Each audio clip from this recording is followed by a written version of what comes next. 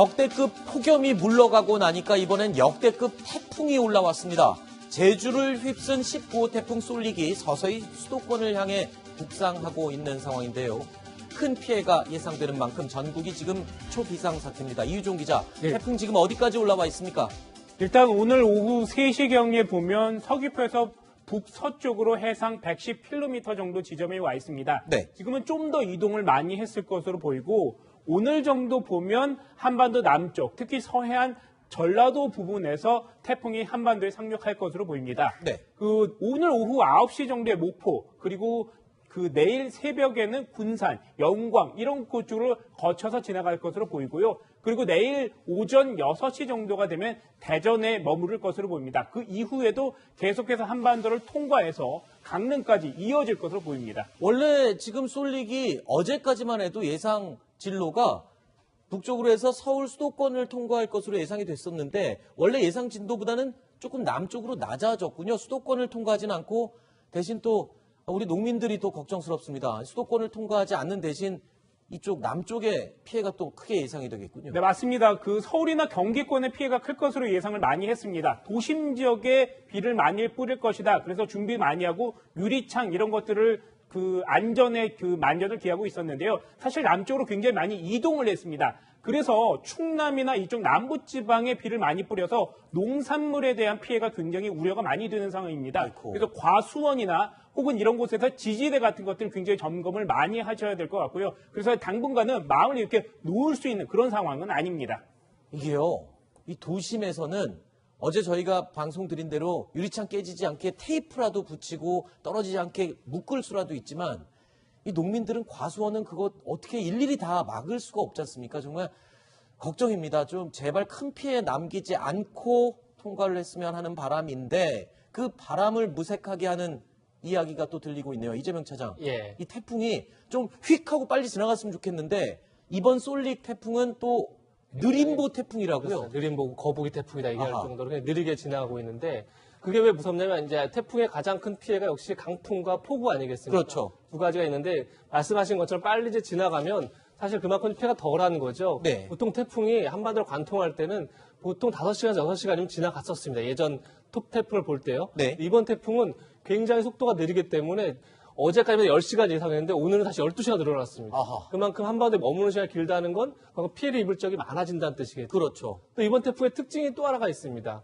바로 도넛 태풍이라고 불리는 건데요. 바로 가운데 태풍의 눈이 굉장히 큽니다. 아, 이게 지금 이 뭐냐면- 모양이군요. 그렇습니다. 일반적으로 태풍의 눈이 물론 보이긴 하지만 대체로 이렇게 흐릿한데 네. 이번 태풍은 굉장히 선명합니다. 네. 그 얘기는 태풍의 눈을 주변을 둘러싼 그 기압이 굉장히 강하다는 뜻입니다. 그러니까 구름이 굉장히 촘촘히 모여있다는 뜻입니다. 아하.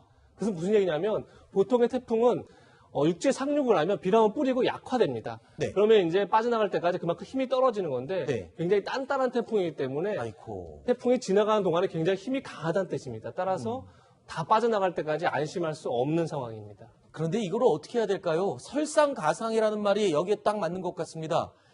이 쏠릭이 막 상륙하고 있는데 이 바로 뒤를 따라서 20호 태풍이 또 올라오고 있다고요? 이제 두 개가 같이 온다라는 거죠. 그래서 쌍태풍이라는 얘기도 있었고 오늘 좀 인터넷 검색을 많이 하시는 분 보면 한 검색어에 후지와라 효과라는 아마 단어가 있는 걸 후지와 효과. 예, 예. 저도 사실은 후지와라는 게 우리 사람 이름이니까 이게 뭐지 하고 저도 찾아봤습니다. 네. 그랬더니 이걸 설명하는 건데 제가 좀 말씀을 드릴게요. 네. 19호 태풍 쏠릭하고 20호 태풍 시마도는 같이 올 수 있다는 거예요. 일명 쌍태풍 두 개가 동시에 네. 온다는 거죠. 그럼 이제 후지와라 효과 가능성이 있다라는 건데 이게 오늘 검색에 순위에 올렸던 후지와라 효과라는 건데 이게 뭐냐면 두 태풍이 인접할 경우에 서로의 이동 경로와 세력에 영향을 미치는 현상이다 이렇게 설명이 돼 있어요. 영향을 나쁘게 미치면 좋겠는데 서로 커지는 현상이 그러니까 어떻게 될지 모른다니까 이렇게 두 개 오다가 두 개가 부딪혀서 하나가 방향을 바꿔서 우리나라를 지나쳐서 빠져나갈 수도 있고 아, 크기의 차이가 있으니까 작은 태풍이 큰 태풍과 이렇게 흡수될 수는 있는데 문제는 최악은 두 개가 오다가 이게 합쳐져서 이렇게 큰 게 생겨버리면 아이고. 그러니까 어마어마한 최악의 효과가 오는 거죠. 그래서 이게 어떻게 올지까지는 아직은 뭐 판명되지 않은 건데 이론상으로는 그렇다는 겁니다. 지금 태풍이 좀 남쪽으로 계속 이동하는 것도 사실은 후지와라 효과의 일부분이 있습니다. 아, 왜냐하면 그래요? 아까 얘기한 것처럼 쏠릭은 굉장히 천천히 오고 있습니다. 반면에 시마로는 굉장히 빨리 오고 있습니다. 그러다 보니까 내일쯤 만나게 될 텐데 시마로 빨리 올라오면서 솔릭을 자꾸 이제 이렇게 어떻게 보면 그러니까 서쪽을 밀어냈던 북태평양 고기압을 시마론이 흔든 겁니다. 그러다 보니까 솔릭이 다시 점점 내려오는 것도 네. 어떻게 보면 일종의 두 태풍이 서로 북태평양 고기압에 영향을 미치면서 나타나는 현상이다. 이렇게 기상청은 보고 있습니다. 제가요, 오늘 출근하는 길에 지하철에서 어떤 할머님께서 그 얘기를 하시더라고요. 덥다 할 때, 폭염이 왔을 때 자꾸 태풍 와라 이런 입방정을 떨어서 이게 쌍태풍까지 왔다라고 그런 얘기까지 하는데, 이게 정말 혹시 우리가 그런 말을 해서 이런 또 재난이 또 닥치는 건 아닌가, 그런 마음까지 들더라고요. 제발 이 후지아라 효과가 우리에게 긍정적으로 미쳐서 태풍이 다른 쪽으로 흩어지는 효과가 나기를 좀 바라보겠습니다. 자, 일단은 서해안을 타고 서서히 올라오고 있는 태풍 솔릭. 이 피해가 지금 속출하고 있는데, 첫 번째 피해가 제주도에서 관광객 20대 여성이 지금 실종되는 사고가 났죠? 그렇습니다. 어제 저녁 7시 19분쯤에 네. 서귀포시 소정방 폭포에서 사진을 찍던 남녀가 이 파도에 휩쓸려 물에 빠졌습니다. 폭포는 원래 산에 있는 거 아닌가요? 이제 그쪽에서 이제 물이 뒤에 넘쳐 있는 거죠. 예, 그래서 좀 남성은 다행히 뭐 지금 헤엄쳐 국내 가운데 나왔는데 바다에 인접해 있는 그렇죠. 바로 폭포군요. 가까이 있기 때문에 넘쳐서 이제 빠진 겁니다. 아하. 그런데 여성은 아직까지도 행방불명 상태고, 보니까 제주도가요, 초속이 거의 62m의 강풍이 불고, 한라산 같은 경우는 뭐 한 780mm의 거의 물폭탄이 쏟아졌습니다. 그래서 네. 정전도 많이 되고 여러 가지 피해를 많이 입었습니다. 자, 지금 뭐 이 SNS 상에서는요, 남쪽 지방의 태풍 피해를 입은 영상들이 속속 올라오고 있습니다. 많은 영상들이 이 지금 태풍의 위력을 보여주는 영상들로 지금 가득 차 있는데, 저희도 몇 가지를 좀 준비해 봤습니다. 저 모습은요, 지금 가로수가 뿌리째 뽑힌 모습, 그리고 사람이 걷지를 못해서 거의 45도 각도로 서 있는 모습, 뭐 이런 사진들은 비롯해서요, 지금 길이 다 물에 잠긴 저런 모습들까지 SNS에서 태풍의 피해 영상들이 속속 들어오고 있습니다. 지금 저런 상태에서 걱정되는 건요, 오늘 초중고등학교들이 개학을 한 학교가 많아요. 그리고 내일 당장 또 개학하는 학교들도 있는데, 제주 지역은 지금 휴교를 한 상태죠? 어떻습니까? 네, 제주 지역뿐만 아니라 서울도 그렇고 경기권 그리고 전남 이런 곳에서 휴업 혹은 휴교령을 내린 학교들이 굉장히 많습니다. 서울 같은 경우에는 유치원, 초중학교가 휴업에 들어갔습니다. 그래서 학생들은 학교에 나가지 않고 교직원들만 출근을 해서 비상 상황에 대처를 하고 있는 상황이고요. 인천도 마찬가지 상황이 이어지고 있습니다. 대부분 이런 상황이 있는데, 문제는 맞벌이 가족들이 굉장히 많다는 점입니다. 일단 애들을 방과 후 학교나 여러 곳에 애들을 맡겨야 되는데, 그것을 제대로 하지 못해서 애 맡길 곳이 없는 그런 부모들도 굉장히 많아서 지금 여러모로 굉장히 혼란스러운 상황이 이어지고 있습니다. 얼마 전에는 저희가 폭염 때문에 이 휴교령 얘기를 했었는데, 불과 며칠 사이에 이제 태풍 때문에 또 휴교령 얘기를 하고 있습니다.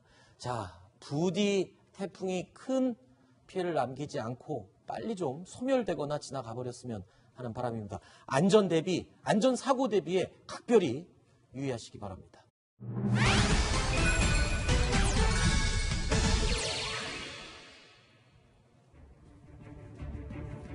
사건 현장에 남아있는 아주 작은 시그널을 통해서 사건의 진실을 파헤치고 아직도 의문으로 남은 미제 사건을 다시 한 번 더 되돌아보는 시간, 뉴스탑10의 사건 시그널 코너입니다.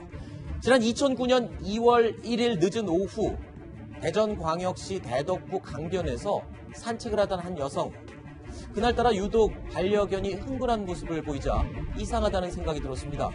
반려견은 잠시 후 마구 달리기 시작했고, 뒤쫓던 여성은 강변 풀숲에 머리에 검은 비닐을 뒤집어 쓴 시신을 발견했습니다.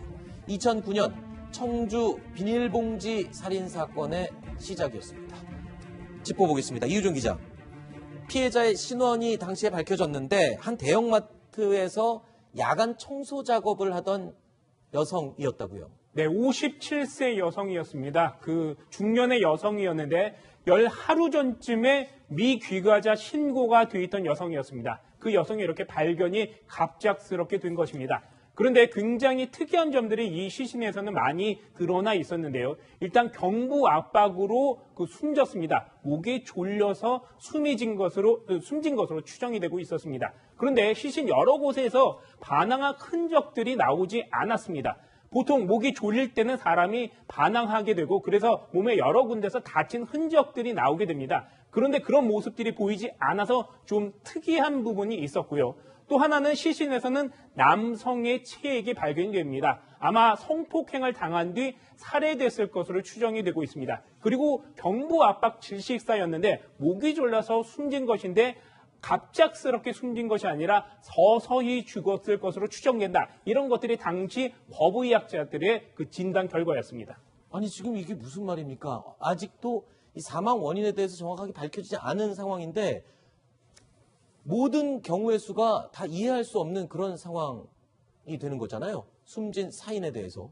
그러니까 저것 때문에 그럴 거예요. 비닐봉지랑 두 번의 매듭이라는 거. 네. 그러니까 이게 비닐봉지를 씌워서 사망하게 했다는 거 아니겠습니까? 네. 그거든지 아니면 사망한 이후에 비닐봉지를 씌웠다는 건데 수사팀은 아마 두 가지 가설을 세운 것 같아요. 하나는 뭐냐면 어떤 형태로든지 사망하게 하고 경부압박 질식사로 그리고 나서 순간적으로 범행을 하고 나서 피해자의 얼굴을 보기가 좀 부담스럽고 두려워서 그래서 검은 비닐봉지로 얼굴을 좀 가린 게 아니겠나라는 거. 일종의 그런 부분들 하나 있고 두 번째는 저는 개인적으로 두 번째가 조금 맞지 않을까 싶은데 네. 이게 참 이런 말씀 방송에 드리긴 그런데 비닐봉지를 씌워서 이제 두 번 매듭을 하면 아무래도 다른 또 손으로 목을 졸리는 것보다는 시간이 좀 오래 걸리겠죠. 네. 그러니까 사람이 좀 서서히 죽는다는 거예요. 근데 죽는 반항의 시간이. 흔적이 없었다잖아요. 그러니까 어째 서서히 죽는다는 네. 거죠. 그리고 지금 성폭행 후 살해했다고 이걸로 봐서 그 성폭행과 관련돼서 비닐봉지를 씌우고 뭔가 서서히 피해자가 죽어가는 모습을 보면서 조금 만족을 느끼는 일종의 변태 성욕을 가지고 있는 사이코패스가 아닐까라는 이 두 번째 가설을 세운 거죠. 네. 그러니까 두 가지 가설을 가지고 당시에 수사팀이 조금 움직였던 것 같습니다. 자, 어쩌면 사이코패스일지도 모를 이 범인을 뒤쫓던 경찰은요, 일단 피해자의 이 사건 직전 행적을 살펴봤습니다. 그랬는데 이상한 점은요, 퇴근할 때 한 차량이 이 피해자에게 접근했던 것이 확인이 됐다고요? 그렇죠. 이 피해자는 이제 보통 밤 10시에 마트가 문을 닫으면 네. 그때부터 청소를 하고 중간에 잠깐 쉬고 나서 한 이제 새벽 5시 50분 정도에 이제 퇴근하는 게 보통 일상의 삶이었습니다. 퇴근해서 한 5분 정도 이제 버스 정류장에 걸어가서 한 기다리고 있는데 그 트라제 차량 건너편에서 지나가던 트라제 차량이 갑자기 유턴을 해서 네. 한 피해자의 한 15m 전방에서 멈춰가지고 이렇게 좀 멈춰 서 있다가 피해자가 있는 쪽으로 서서히 이제 접근을 해서 그 운전자가 잠깐 이 피해자와 한 10초 정도 이렇게 대화를 합니다. 내려서 네. 대화를 하는 장면이 나오고 그리고 피해자가 그 트라제 차량에 탑승을 하는 거예요. 아, 그 차에 올라탔다고요? 피해자가? 그렇습니다. 이제 보통은 이제 버스를 타고 이 피해자가 퇴근을 했는데 그날은 이 트라제 차량을 타고 자택 방향으로 이제 이동을 하는 거죠. 그리고 나서 한 20분 정도 지나서 휴대전화 신호가 이제 꺼지게 됩니다. 아하. 그리고 나서 나중에 이제 시신으로 발견이 되는 것이죠. 자, 피해자 머리에 씌운 비닐봉지 그리고 퇴근길 접근한 차량에 선뜻 올라탄 피해자. 경찰은 수사 초기에 면식범일 가능성이 높다라고 가정을 두고 수사를 했습니다. 그 가정으로 용의자를 찾으려고 무던히도 애썼지만 허탕이었습니다. 자, 이유준 기자. 동종범죄 전과자 그리고 대형마트의 종사자들까지 정말 많은 사람들을 특정 지어보려고 했는데 실패했고 그리고 이 트라제 차량 CCTV로 그러면 찍었으면 번호판을 확인하면 되는 거 아닙니까? 화질이 선명하지 않았다는 아하. 겁니다. CCTV가 그 구간에 정류소에서 이동했던 거리까지 있었는데 여러 가지를 다 살펴봤지만 번호가 선명하지 않아서 차종만 밝혀진 것입니다. 차종이 트라제 XG라는 차량일 것으로 추정이 되고요. 그리고 나서 이렇게 쭉 살펴봤더니 이 차에 세 가지 특징이 발견이 됩니다. 일단 차량 옆면에 일자 크롬 몰딩 흔적이 있습니다. 트라제 차량은 99년에서 2002년 초반까지만 이렇게 일자 크롬 몰딩을 부착해서 차량을 생산했었습니다. 그리고 차문이 열릴 때 보이는 문등이 있는데 여기에는 보통 LPG 차량, 문등이 있는데 이런 문등이 있을 경우에는 차가 중급 이상, 상중하로 나눴을 때 중급 이상 차량에만 이게 붙어 있었습니다. 그리고 차 뒤쪽에 보조 브레이크 등이 있었는데 LPG 차량에만 이게 붙어 있어서 그 당시 이 트라제가 디젤하고 LTG가 생산이 됐었는데 LPG 차량일 것이다. 이런 특징적인 것만 잡아낼 수 있었습니다. 자, 면식범일 가능성이 높다라고 경찰은 처음에 가정을 했어요. 왜냐하면 차에 피해자가 올라탔기 때문에. 그런데 다른 또 범죄 전문가는 아니다. 오히려 면식범이 아닐 가능성이 있다라는 또 가능성을 제기하기도 했더고요. 그렇습니다. 면식범이 아닐 가능성도 좀 있어 보입니다. 이 네.